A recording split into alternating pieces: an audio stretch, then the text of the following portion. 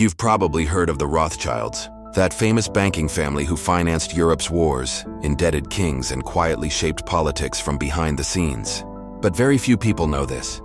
In the East, there was another family of comparable scale. Quieter perhaps, but in some ways even more deeply influential. Their name was the Sassoons. They began as exiles. They were merchants. And without anyone quite noticing, they became rulers of trade. They built fortunes on goods the world demanded but governments outlawed.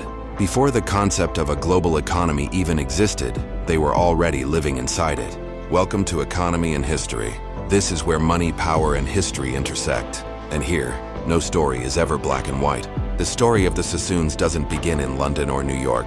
It begins in early 19th century Baghdad in the Ottoman Empire. David Sassoon was born in 1792. His father was the treasurer to the Ottoman governor. For generations, the family had been Jewish merchants controlling trade routes stretching from Basra to Iran. They were wealthy. But in empires, wealth is always dangerous. When power balances shifted, the Sassoons fell out of favor. Pressure followed. And in 1829, David was forced to flee Baghdad, leaving everything behind. What did he have with him? No land, no title, no diploma. But he had something far more valuable: knowledge of trade. His path led him to Bombay, modern-day Mumbai, a British colony, yet the beating heart of the empire. It was the main artery between British factories and Asian markets. For a refugee, it was both exile and opportunity. What set David Sassoon apart was this: he wasn't just buying and selling goods, he was reading the system. He knew what Britain needed, what India could produce, and what China was willing to pay for.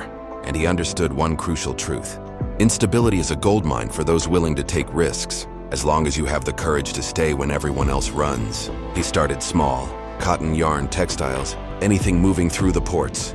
But what truly distinguished him wasn't money, it was relationships. He worked with people from different religions and cultures: Jews, Indians, Arabs. He spoke multiple languages, and he knew this. Empires are built not on contracts, but on trust. In a city like Bombay, where caste and colonial rule divided people, Sassoon built a trade network that ignored boundaries. Then came the product that changed everything: opium.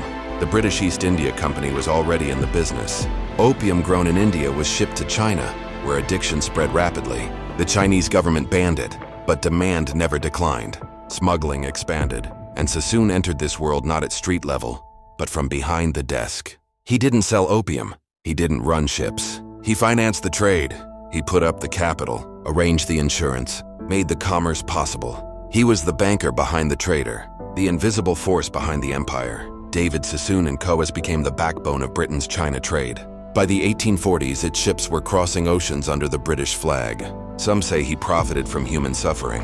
Others say he was simply doing what empires have always done, turning moral contradictions into cash flow. But the result was undeniable. David Sassoon became one of the richest men in Asia. And here's the striking part: he didn't just lock that money away. He built factories in Bombay, constructed ports, created jobs for thousands, funded synagogues, schools, and hospitals, some of which still stand today. He didn't just move goods, he built the roads those goods traveled on. That was the secret of the Sassoon model.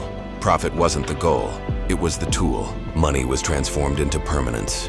When the American Civil War broke out in the 1860s and Britain lost access to cotton, everyone turned to Indian cotton, and that cotton was in Sassoon hands.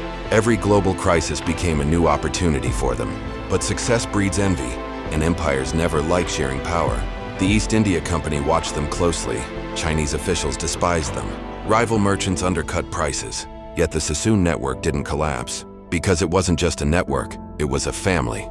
David sent his sons across the world: Baghdad, Hong Kong, Shanghai, London. Each established a new pillar of the family business. They weren't just merchants. They were ambassadors of capital. Wherever the British flag went, Sassoon money followed.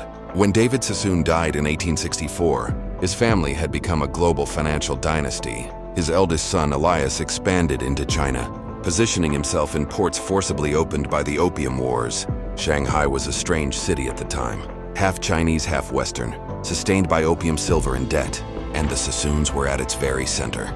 They built warehouses, financed shipping, bought land along the Bund, Shanghai's most iconic waterfront. By the 1880s, they were being called the Rothschilds of the East. They didn't invent the system, they perfected it. They became the empire's invisible hand, indispensable, silent, effective. Their money built railways, factories, hospitals. But the source of that wealth lay in one of history's darkest trades. That is why the Sassoon story is so unsettling. Because it shows us this: empires aren't built only with armies. They are built with credit. And those who provide that credit shape the course of history. The Sassoons began as exiles.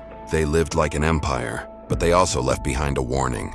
When money becomes the only passport, when profit becomes the only principle, history doesn't remember the intelligence, it remembers the cost. And like every empire, their ledger eventually closed, but the system they built is still with us. Today's corporate giants operate on the same logic. They don't conquer land, they conquer markets. And history whispers this: no network lasts forever, because history is patient, and every debt sooner or later is collected.